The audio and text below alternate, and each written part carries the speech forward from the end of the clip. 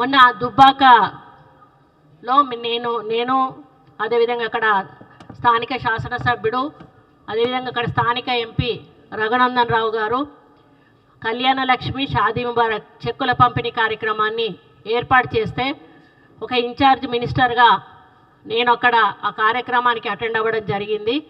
అక్కడ వెళ్ళిన సమయంలో గౌరవప్రదంగా రఘునందన్ రావు గారు అక్కడ చేనేత కార్మికుల సమస్యలను ఉటంకిస్తూ అక్క ఇక్కడ చేనేత కార్మికులు చాలా సమస్యలు ఎదుర్కొంటూ ఉన్నారు, నువ్వు చేనేత ఇంటి ఆడబిడ్డవు, మరి ఒక చేనేత కార్మికులకు సంబంధించినటువంటి నూలు దండ నా మెడలో వేస్తూ వాళ్ళ సమస్యల మాలను నీ మెడలో వేస్తూ ఉన్నాను, నువ్వు తప్పకుండా పరిష్కరించాలి అని చెప్పి ఆయన నా మెడలో ఆ దండ వేయడం జరిగింది.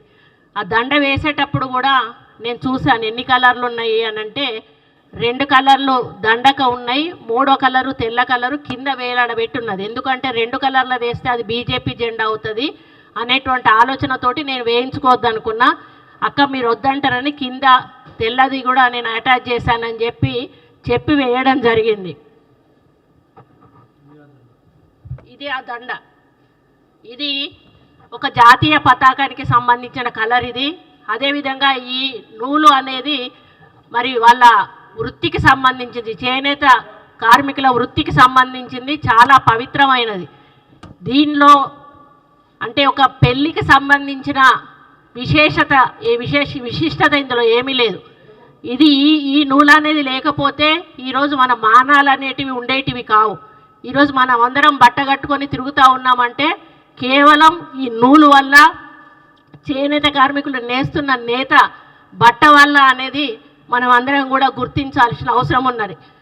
నా బాధ ఏంటంటే ఒక మహిళగా నన్ను చాలా అసహ్యంగా ఈ విధంగా పోస్ట్ పెట్టి సోషల్ మీడియాలో చాలా దురదృష్టకరమైన చాలా ఇబ్బందికరమైన పోస్ట్ పెట్టి ఈ ఫోటోను పెట్టి వీళ్ళకు షాదీ ముబారక్ ఎవరిచ్చారు అని చెప్పి ఒక అక్రమమైన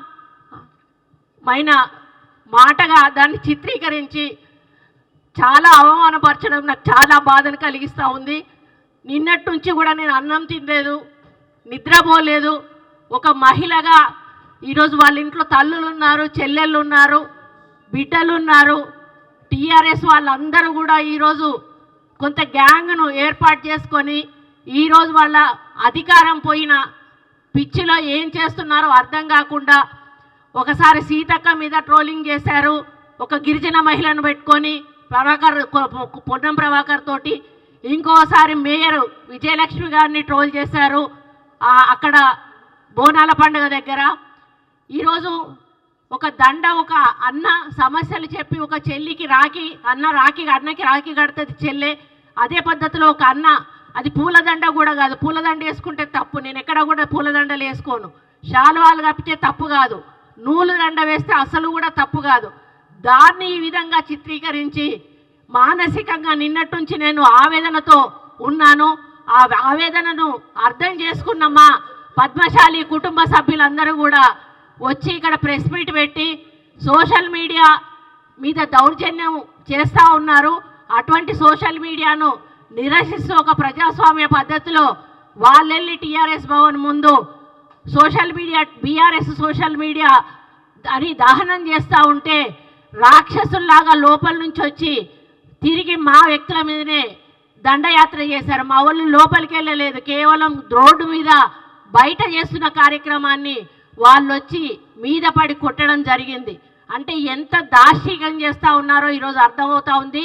దీని వెనకాల ఎటువంటి వ్యక్తులు ఉన్నారో మీ అందరికీ కూడా తెలుసు.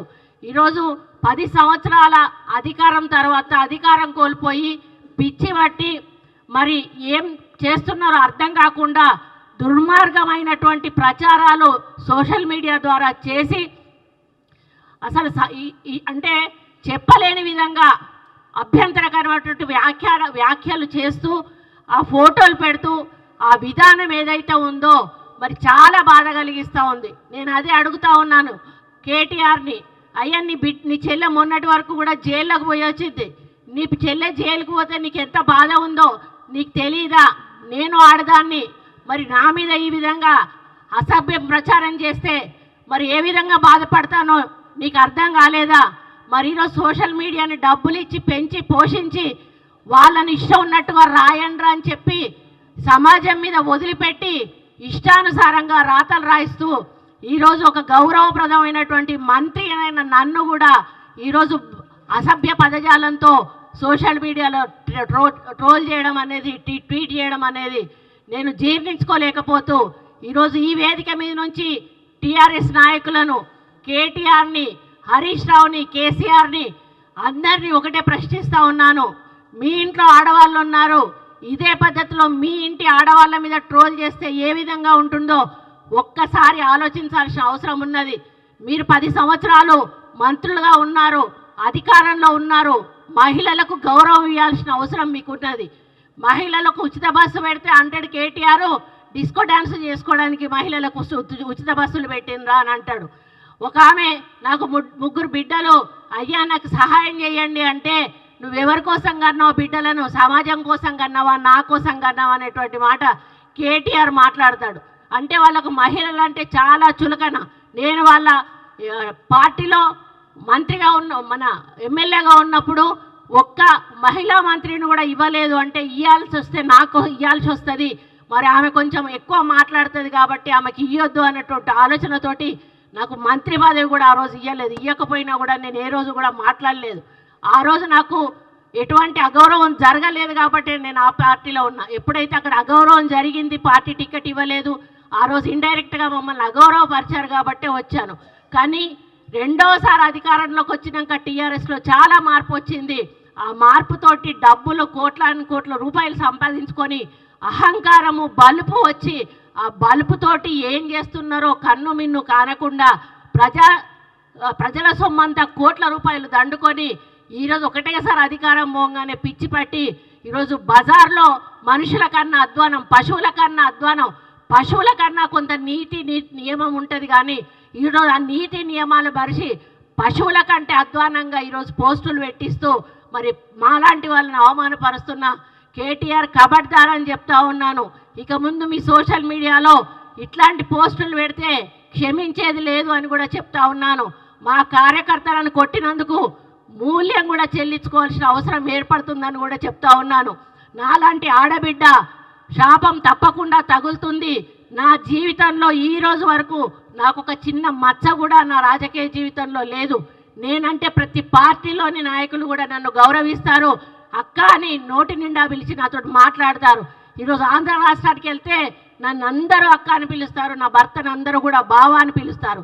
ఎవ్వరు కూడా నన్ను మేడం అని పిలిచినా కూడా నేను ఒప్పుకోను. నన్ను మేడం అని పిలవద్దు, అక్క అని పిలవండి అని నేను పిలిపించుకుంటాను. అటువంటి వ్యక్తిత్వం ఉన్న నన్ను ఈరోజు ఇంత అసభ్యమైన పోస్టింగ్ పెట్టి నన్ను ఇబ్బంది పెట్టేటువంటి పని చేసిన కేటీఆర్ను మరి నిజంగా హెచ్చరిస్తా ఉన్నా. నేను సోషల్ మీడియా బంద్ చేసుకో, లేకపోతే తెలంగాణ రాష్ట్ర మహిళలందరూ కూడా మరి ఇది గమనిస్తూ ఉన్నారు. తప్పకుండా ఏదో ఒక రోజు తిరగబడతారు. ఈరోజు చేనేత కార్మికుల ఓట్లతో నువ్వు సిరిసిల్ల నుంచి నీకు గెలిచినావు. హరీష్ రావు కూడా చేనేత కార్మికుల ఓట్లతోటి గెలిచినారు. మీరు చేనేత కార్మికులకు చేసింది ఏమీ లేదు, వాళ్ళకి అన్యాయం చేశారు తప్పి. కాబట్టి మీరు గుర్తుంచుకోండి, ఎవరైతే మహిళల మీద అసభ్య పోస్టులు పెడుతున్నారో వాళ్ళను రెచ్చగొట్టడం అనేది సరైన పద్ధతి కాదు. దీన్ని మీరు మానుకోవాల్సిన అవసరం ఉంది.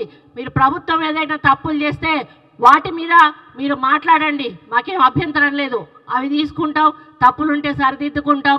మరి మీకు ఒప్పులు ఎట్లాగో మీరు చూపించారు, చేసే ఏమైనా మీ వాళ్ళ తప్పులుంటే చూపించండి, మేము వాటిని సరిదిద్దుకునే ప్రయత్నం చేస్తాం.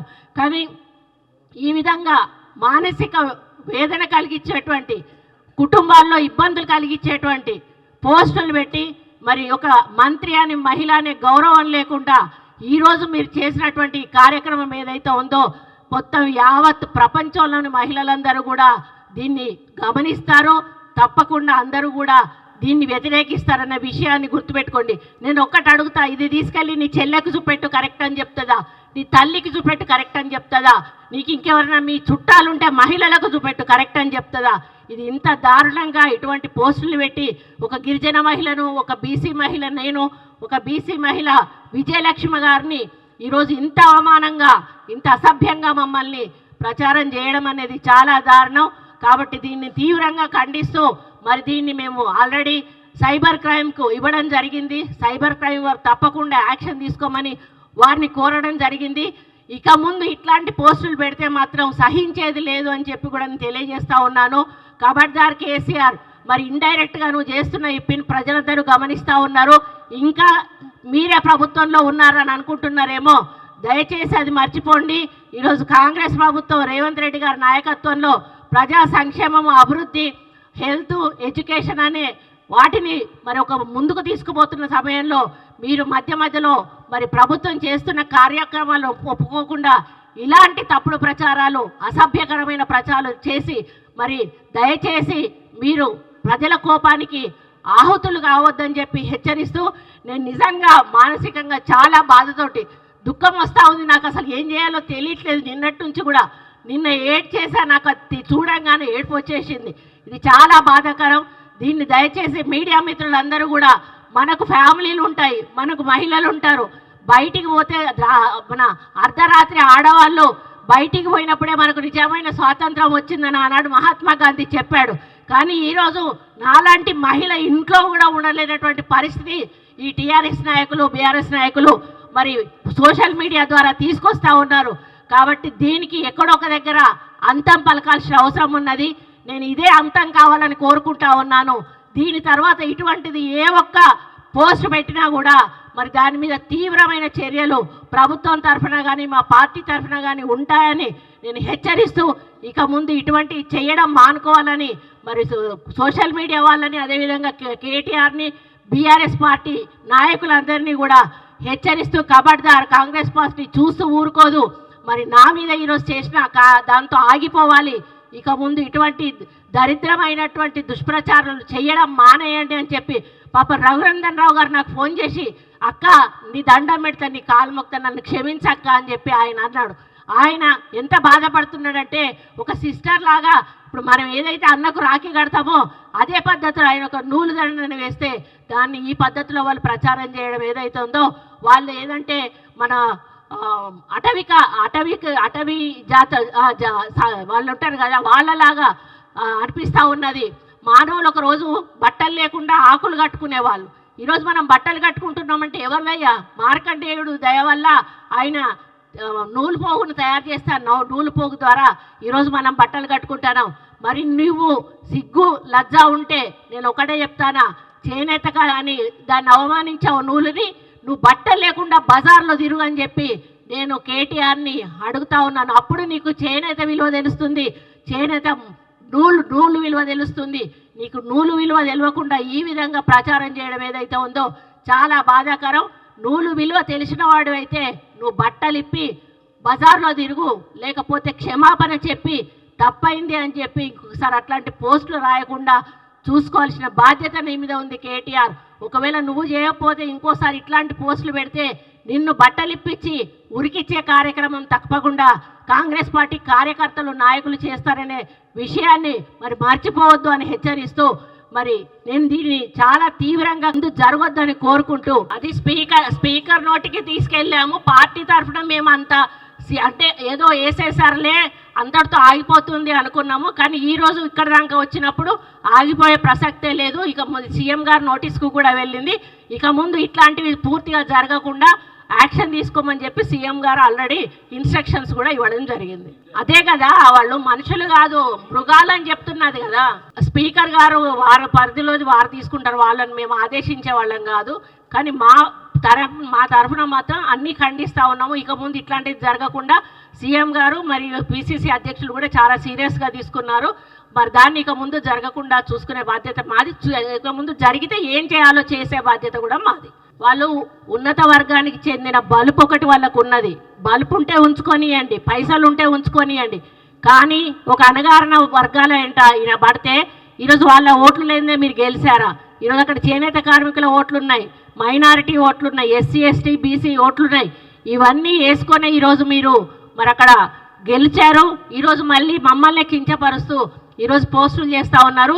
రేపు బీసీలందరూ కూడా తిరగబడితే మీకు బీసీ ఓటు ఒక్కటి కూడా రాదు. అటువంటి పరిస్థితి దయచేసి తెచ్చుకోవద్దని చెప్పి కేటీఆర్ గారిని హెచ్చరిస్తూ ఉన్నాను. నేను చాలా ఉన్నాయి చెప్పాలంటే. వాళ్ళు ఎమ్మెల్యేలుగా ఉన్నప్పుడు వాళ్ళ మీద వచ్చిన అలిగేషన్స్ కానీ, మహిళలను ఏదైనా పని అడిగితే రావాలి అని అడగడం కానీ, కౌశిక్ రెడ్డి మాట్లాడిన మాటలు కానీ, గవర్నర్ గారిని కామెంట్ చేస్తూ మాట్లాడిన మాటలు కానీ, అంటే వాళ్ళకు మహిళల మీద ఏమాత్రం గౌరవం ఉన్నదో వాళ్ళు మాట్లాడిన మాటలు మీకు తెలియంది కాదు. అటువంటి వాళ్ళు మరీ ఇంత హీనంగా, ఇది ఒక అన్నా చెల్లెళ్ళ బంధం అండి, ఇది ఒక అన్నా చెల్లెళ్ళ బంధం. దీన్ని వక్రీకరించి మాట్లాడడం అనేది చాలా బాధాకరం. నేను జీర్ణించుకోలేకపోతా ఉన్నాను. దయచేసి ఈ విషయాన్ని కేసీఆర్ గారి భార్యను అడుగుతా ఉన్నాను, అమ్మ శోభమ్మ ఇది కరెక్టేనా? అదేవిధంగా కవిత గారిని అడుగుతా ఉన్నాను, కవిత గారు ఇది కరెక్టేనా? అదేవిధంగా కేటీఆర్ గారి భార్యను కూడా అడుగుతా ఉన్నాను, అమ్మ ఇది కరెక్టేనా? మీకు కరెక్టే అనిపిస్తూ ఉందా? రాష్ట్రంలో ఉన్నటువంటి మహిళలందరినీ కూడా అడుగుతా ఉన్నాను, ఇది కరెక్టేనా? ఒక అన్న ఒక చెల్లెకు ఒక నూలు దండ వేసి చేనేత కార్మికుల సమస్యలు చెప్పిన దాన్ని ఈ విధంగా కళ్యాణ లక్ష్మి వీళ్ళకి ఎవరిచ్చారు అని ట్వీట్ చేయడం ఇది ఎంతవరకు కరెక్టు అనేది ప్రతి ఒక్క మహిళ కూడా ఆలోచించి, ఎవరైనా టీఆర్ఎస్ నాయకులు గ్రామాల్లోకి వచ్చినప్పుడు వాళ్ళని బట్టలు కూడా తీసి ఉరికించాల్సిన అవసరం ఉందని చెప్పి కూడా మరి తెలంగాణ రాష్ట్ర మహిళలకు తెలియజేస్తూ ఉన్నాను. ఇప్పుడు ఏదైతే పెట్టారో దాంట్లో డిపి హరీష్ రావు గారిది ఉంది. హరీష్ రావు గారు డిపి పెట్టుకొని మరీ పెట్టారు వాళ్ళు కామెంటు. హరీష్ రావు గారు, కేటీఆర్ గారు ఇద్దరు కూడా బేషరత్గా క్షమాపణ చెప్పాల్సిన అవసరం ఉన్నది. డిస్కో డ్యాన్సులు అని మాట్లాడిన కేటీఆర్, డిస్కో డ్యాన్సులు నేర్పిందే నీ చెల్లె. ఎందుకంటే బతుకమ్మ ఆటకు కొన్ని కోలాటాలు, కొన్ని ఒక పద్ధతులు ఉన్నాయి. బతుకమ్మ ఆట చుట్టూ డిస్కో డ్యాన్సులు ఆడడం నేర్పిందే నీ చెల్లె. అది నీ చెల్లె నుంచి వచ్చిన సంస్కృతి నువ్వు మాట్లాడుతూ ఉన్నావు. ఎందుకంటే అమెరికా సంస్కృతిని తీసుకొచ్చి ఈరోజు బతుకమ్మల దగ్గర ప్రవేశపెట్టిందే నీ చెల్లె. దాని యొక్క అందాన్ని, దాని యొక్క పండగ సంబరాలను కూడా పొడగొట్టింది నీ చెల్లె. అటువంటి అలవాట్లు మీ కుటుంబంలో ఉన్నాయి. అది ఇతరుల మీద రుద్దే ప్రయత్నం చేస్తాను. కాబట్టి బేషరత్గా క్షమాపణ చెప్పాలి. చెప్పకపోతే తప్పకుండా తగిన యాక్షన్ ప్రభుత్వం నుంచి తీసుకోవడం జరుగుతుందని తెలియజేస్తాను.